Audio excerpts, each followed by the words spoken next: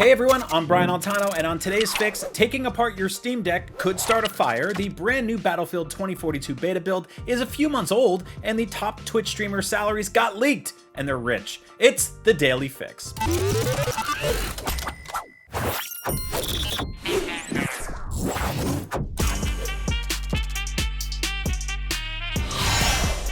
Valve warned in a recent hardware teardown video that their upcoming handheld gaming PC, the Steam Deck, can theoretically be taken apart, and that consumers have every right to do that. They just really warn against it.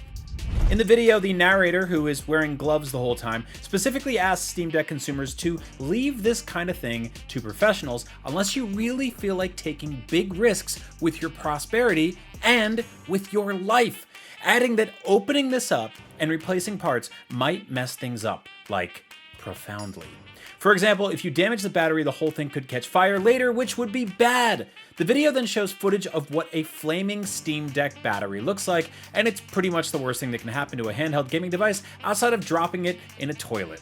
In fact, it reminds me of those videos of the recalled Samsung Galaxy Note 7 phones catching on fire or exploding while people were holding them, because lithium-ion battery fires are no joke, and although the average Steam Deck user won't ever feel the need to open up their system, it's still obviously something that users will want to avoid when their Steam Deck pre-orders finally arrive this December.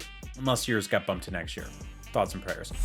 Unless you're feeling adventurous, I guess after all, even Valve said once the system is yours, feel free to do what you want with it. Battery fires or voided warranties be damned, tear it open, have fun in there, see what happens.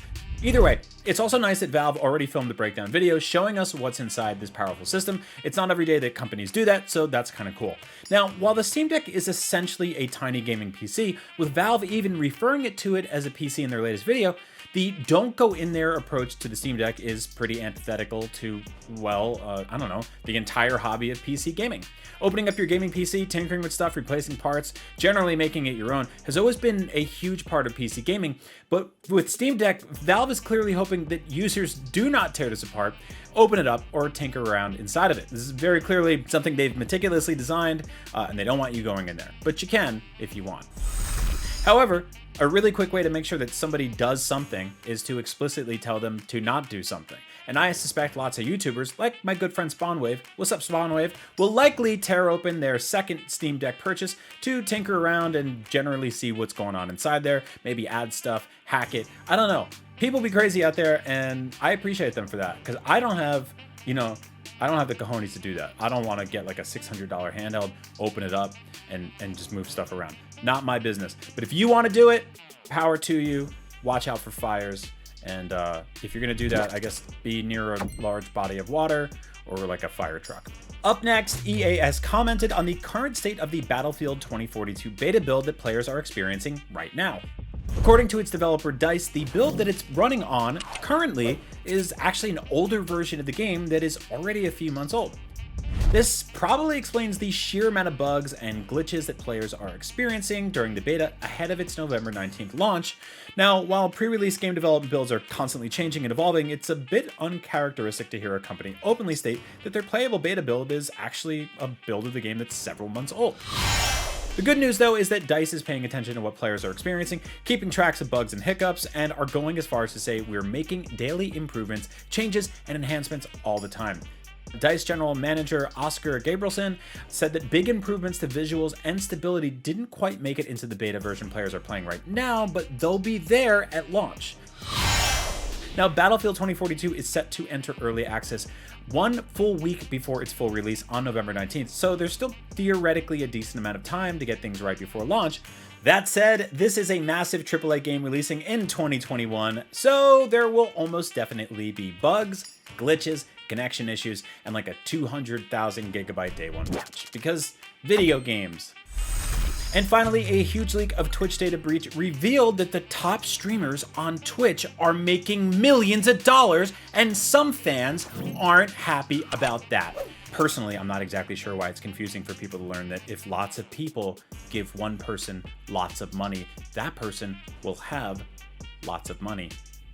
The leak revealed that the top streamers are making millions of dollars, not including the money they make off of sponsorship deals, merchandise, and more. Several of the very rich Twitch streamers responded to fans by pointing out that their subscription counts have always been public and that this shouldn't be that surprising, but still, the numbers don't lie.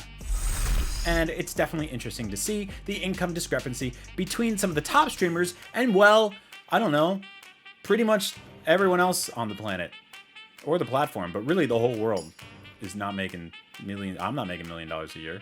You kidding me? I'm like in a small room full of action figures.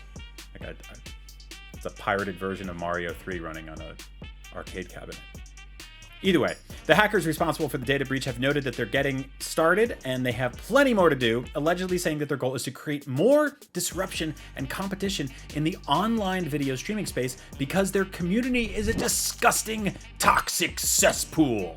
And that was your Daily Fix. I'm Brian Altano, and for more news and other stuff from the entertainment industry, check out the Daily Fix about movies and TV, and be sure to subscribe to IGN on Snapchat. Follow us on Instagram, Facebook, Twitter, 10 million other social media platforms. Seriously, new ones every day. And that's it. That's the whole video. That's all I wrote. And then there was a lot of stuff I didn't write that I just said. And I should get better at this and just read the stuff I wrote. But it's so much fun to go off script and just go crazy. And you know, who even watches this far in the video? We're so far into the video now, you probably already left. I can say anything I want right now.